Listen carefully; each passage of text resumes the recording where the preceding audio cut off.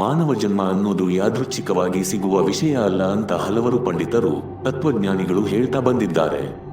ಅಂದರೆ ನಾವು ಏನೂ ಪ್ರಯತ್ನ ಮಾಡದೆ, ಏನೂ ಆಯ್ಕೆ ಮಾಡದೆ ಸುಮ್ಮನೆ ಈ ಭೂಮಿಗೆ ಬಂದ್ವಿ ಅನ್ನೋ ಮಾತು ಸರಿಯಲ್ಲ ಅಂತ ಅವರು ನಂಬ್ತಾರೆ. ನಮ್ಮ ಜನ್ಮ, ನಮ್ಮ ತಾಯಿ ತಂದೆ, ನಮ್ಮ ಜೀವನದಲ್ಲಿ ಎದುರಾಗೋ ಪರಿಸ್ಥಿತಿಗಳು, ನಮ್ಮ ಶಕ್ತಿ ದೌರ್ಬಲ್ಯಗಳು ಇವೆಲ್ಲವೂ ನಾವು ಹುಟ್ಟೋಕೆ ಮುಂಚೆ ಆಯ್ಕೆ ಮಾಡಿಕೊಂಡಿದ್ದೇವೆ ಅನ್ನೋ ಆಲೋಚನೆ ಇದೆ. ಅಂದರೆ ಈ ಜೀವನ ನಾವು ಕಣ್ತುಂಬಿಕೊಳ್ಳೋದು, ಅನುಭವಿಸೋದು, ಕಲಿಯೋದು ಇವೆಲ್ಲಕ್ಕೂ ನಾವುನೇ ಕಾರಣ. ಪ್ರತಿಯೊಬ್ಬ ಮನುಷ್ಯ ಕೂಡ ಈ ಭೂಮಿಗೆ ಬರೋ ಮೊದಲು ತನ್ನ ಪ್ರಯಾಣದ ದಾರಿಯನ್ನು ಒಂದು ರೀತಿಯಲ್ಲಿ ತಾನೇ ರೂಪಿಸಿಕೊಂಡು ಬಂದಿದ್ದಾನೆ ಅಂತ ಅರ್ಥ.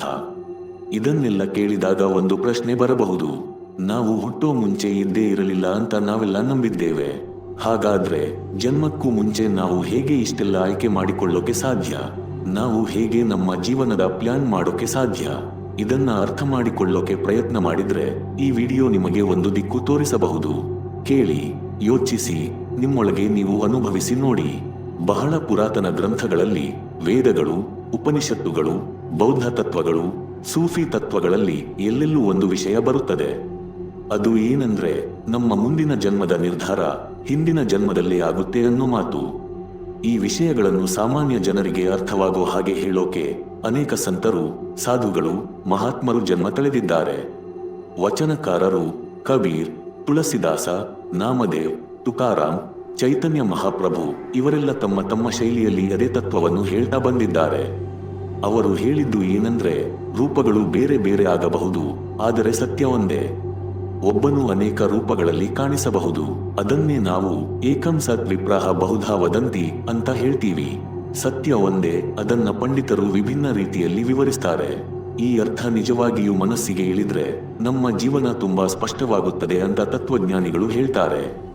ನಮ್ಮ ಗೊಂದಲಗಳು, ನೋವುಗಳು, ಭಯಗಳು ಇವೆಲ್ಲಕ್ಕೂ ಒಂದು ಅರ್ಥ ಸಿಗುತ್ತದೆ. ಆದ್ರೆ ಇಲ್ಲಿ ಒಂದು ಮುಖ್ಯ ವಿಚಾರ ಇದೆ. ಈ ಪ್ರಯಾಣವನ್ನು ನಾವು ಈಗ ಆಯ್ಕೆ ಮಾಡಿಕೊಂಡಿಲ್ಲ. ಇದನ್ನು ನಮ್ಮೊಳಗಿನ ಆತ್ಮ ಮುಂಚೆಯೇ ಆಯ್ಕೆ ಮಾಡಿಕೊಂಡಿದೆ. ನಾವು ಹುಟ್ಟಿದ ಕ್ಷಣದಿಂದಲೇ ಒಂದು ಮರೆವು ನಮ್ಮ ಮೇಲೆ ಹಾಸು ಹೋಗುತ್ತದೆ. ನಾವು ಯಾರು, ನಾವು ಏಕೆ ಬಂದೆವು, ನಾವು ಏನು ಕಲಿಯಬೇಕಿತ್ತು ಈ ಎಲ್ಲವೂ ನಮಗೆ ನೆನಪಿರೋದಿಲ್ಲ. ಅದಕ್ಕೆ ನಾವು ಜೀವನದಲ್ಲಿ ಪ್ರಶ್ನೆ ಮಾಡ್ತೀವಿ, ನಾನು ಯಾರು, ನಾನು ಏಕೆ ಹುಟ್ಟಿದೆ, ನನ್ನ ಉದ್ದೇಶ ಏನು? ಇದೇ ಆತ್ಮಜ್ಞಾನ. ಈ ಅರಿವು ಬಂದಾಗ ನಮ್ಮ ಜೀವನವನ್ನು ನಾವು ಸುಧಾರಿಸಬಹುದು. ಭೂಮಿಯ ಎಲ್ಲ ಧರ್ಮಗಳಲ್ಲೂ, ಎಲ್ಲ ತತ್ವಗಳಲ್ಲೂ ಆತ್ಮ, ಜನ್ಮ, ಮರುಜನ್ಮ, ಕರ್ಮ ಈ ವಿಷಯಗಳ ಬಗ್ಗೆ ಸಾಕಷ್ಟು ಚರ್ಚೆಗಳಿವೆ. ಅವುಗಳನ್ನು ಜನರಿಗೆ ತಲುಪಿಸೋಕೆ ಯೋಗಿಗಳು, ಸಾಧಕರು ತಮ್ಮ ಅನುಭವವನ್ನು ಪುಸ್ತಕಗಳಲ್ಲಿ ಬರೆದಿದ್ದಾರೆ, ಶಿಷ್ಯರಿಗೆ ಹೇಳಿ ಆ ಜ್ಞಾನವನ್ನು ಎಲ್ಲೆಡೆ ಹರಡಿಸಿದ್ದಾರೆ. ಮೂಲ ತತ್ವ ಏನಂದ್ರೆ ನಮ್ಮ ಈಗಿನ ಜನ್ಮ ನಮ್ಮ ಹಿಂದಿನ ಜನ್ಮದ ಕರ್ಮಗಳ ಫಲ. ನಿಮ್ಮ ಕುಟುಂಬ, ನಿಮ್ಮ ಸ್ನೇಹಿತರು, ನಿಮ್ಮ ಸಂಬಂಧಗಳು ಇವೆಲ್ಲವೂ ನೀವು ಆಯ್ಕೆ ಮಾಡಿಕೊಂಡಿರುವ ಅನುಭವಗಳೇ.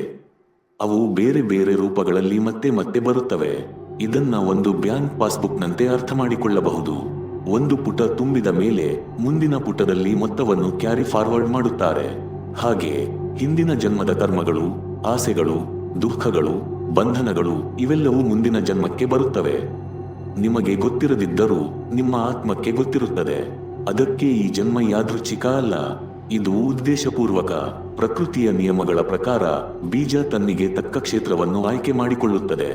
ನೀವು ಕೇಳಬಹುದು, ಹಾಗಾದ್ರೆ ನಾವು ಹುಟ್ಟೋ ಮೊದಲು ಎಲ್ಲಿದ್ವಿ, ನಾವು ಏನಾಗಿದ್ವಿ? ತತ್ವಜ್ಞಾನಿಗಳು ಹೇಳೋದು ಏನಂದ್ರೆ ಒಂದು ಲೋಕ ಇದೆ, ಅದನ್ನು ಕಾರಣ ಲೋಕ ಅಂತ ಕರೀತಾರೆ. ಅಲ್ಲಿ ದೇಹ ಇಲ್ಲ, ಗಡಿ ಇಲ್ಲ, ರೂಪ ಇಲ್ಲ. ಅಲ್ಲಿ ನೀವು ಶಕ್ತಿ ಮಾತ್ರ, ಚೈತನ್ಯ ಮಾತ್ರ. ಅಲ್ಲಿ ಭಯ ಇಲ್ಲ, ಅಹಂಕಾರ ಇಲ್ಲ, ಕೊರತೆ ಇಲ್ಲ. ಅಲ್ಲಿ ಇರುವುದು ಶಾಂತಿ, ಪ್ರೀತಿ, ಏಕತ್ವ. ನೀವು ಮತ್ತು ಆ ಪರಮಶಕ್ತಿ ಬೇರೆ ಅಲ್ಲ, ನೀವು ಅದೇ. ಅಲ್ಲಿ ನಿಮಗೆ ಹಸಿವು, ಬಾಯಾರಿಕೆ, ನೋವು, ಆಸೆ ಇವೆಲ್ಲವೂ ಇಲ್ಲ. ಅಲ್ಲಿ ನೀವು ಸಂಪೂರ್ಣ. ಆದ್ರೆ ಆ ಸಂಪೂರ್ಣತೆಯಲ್ಲಿ ಒಂದು ಆಸೆ ಹುಟ್ಟುತ್ತದೆ. ಹೊಸ ಅನುಭವ ಬೇಕು, ಹೊಸದನ್ನು ತಿಳಿಯಬೇಕು. ವಿಕಾಸ ಅನ್ನೋದು ಆತ್ಮದ ಸ್ವಭಾವ. ಬೆಳೆಯೋದು, ಕಲಿಯೋದು, ಅನುಭವಿಸೋದು. ಅದಕ್ಕೆ ಆತ್ಮ ಮತ್ತೆ ಜನ್ಮಕ್ಕೆ ಬರುತ್ತದೆ. ಕಷ್ಟಗಳು, ಸವಾಲುಗಳು, ನೋವುಗಳು ಇವೆಲ್ಲವೂ ಆತ್ಮವನ್ನು ಇನ್ನಷ್ಟು ಬೆಳೆಯಲು ಸಹಾಯ ಮಾಡುತ್ತವೆ. ಮಣ್ಣಿನೊಳಗಿಂದ ಮೊಳಕೆ ಬರೋ ಹಾಗೆ, ಬೆಂಕಿಯಲ್ಲಿ ಚಿನ್ನ ಶುದ್ಧವಾಗೋ ಹಾಗೆ ಆತ್ಮವು ಕಷ್ಟಗಳಲ್ಲಿ ಪಾಕವಾಗುತ್ತದೆ. ನೀವು ಈ ಜನ್ಮವನ್ನು ಯಾದೃಚ್ಛಿಕ ಅಂತ ಭಾವಿಸಬೇಡಿ. ನಿಮ್ಮ ತಾಯಿ ತಂದೆ, ನಿಮ್ಮ ಶಕ್ತಿ, ನಿಮ್ಮ ನೋವು, ನಿಮ್ಮ ಹೋರಾಟ ಇವೆಲ್ಲವೂ ನಿಮ್ಮ ಆತ್ಮ ಆಯ್ಕೆ ಮಾಡಿಕೊಂಡ ಪಾಠಗಳು. ಈ ಯಾತ್ರಾ ಅಂತ್ಯವಿಲ್ಲದದ್ದು. ಆತ್ಮ ತನ್ನ ಹಿಂದಿನ ಜನ್ಮದ ಅನುಭವಗಳನ್ನು ಪರಿಶೀಲಿಸುತ್ತದೆ. ಏನು ತಪ್ಪಾಯಿತು, ಏನು ಕಲಿತೆ, ಇನ್ನೇನು ಕಲಿಯಬೇಕು ಅಂತ ನೋಡುತ್ತದೆ. ಅದು ಒಂಟಿಯಾಗಿರುವುದಿಲ್ಲ, ದಿವ್ಯಶಕ್ತಿಗಳ ಮಾರ್ಗದರ್ಶನ ಇರುತ್ತದೆ. ಈ ಹುಡುಕಾಟವೇ ಜೀವನದ ಸೌಂದರ್ಯ. ನಾವು ಯಾರು, ಏಕೆ ಬಂದೆವು, ಏನು ಕಲಿಯಬೇಕು ಅನ್ನೋ ಪ್ರಶ್ನೆಗಳು ನಮ್ಮೊಳಗೆ ಹುಟ್ಟುತ್ತಾ ಬಂದಾಗಲೇ ಆತ್ಮ ಜಾಗೃತವಾಗ್ತಿದೆ ಅಂತ ಅರ್ಥ. ಅಷ್ಟರವರೆಗೆ ನಾವು ದಿನನಿತ್ಯದ ಓಟದಲ್ಲಿ, ಹೊಟ್ಟೆ ತುಂಬಿಸಿಕೊಳ್ಳೋ ಹೋರಾಟದಲ್ಲಿ, ಹೆಸರು, ಸ್ಥಾನ, ಹಣ, ಸಂಬಂಧಗಳಲ್ಲೇ ಸಿಕ್ಕಿ ಹಾಕಿಕೊಂಡಿರುತ್ತೇವೆ.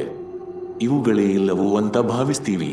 ಆದರೆ ಒಳಗೊಳಗೆ ಯಾವಾಗಲಾದರೂ ಒಂದು ಖಾಲಿತನ, ಒಂದು ಪ್ರಶ್ನೆ, ಒಂದು ಅಸ್ಪಷ್ಟವಾದ ನೋವು ಮೂಡುತ್ತೆ. ಅದೇ ಆತ್ಮದ ಕರೆದಾಟ.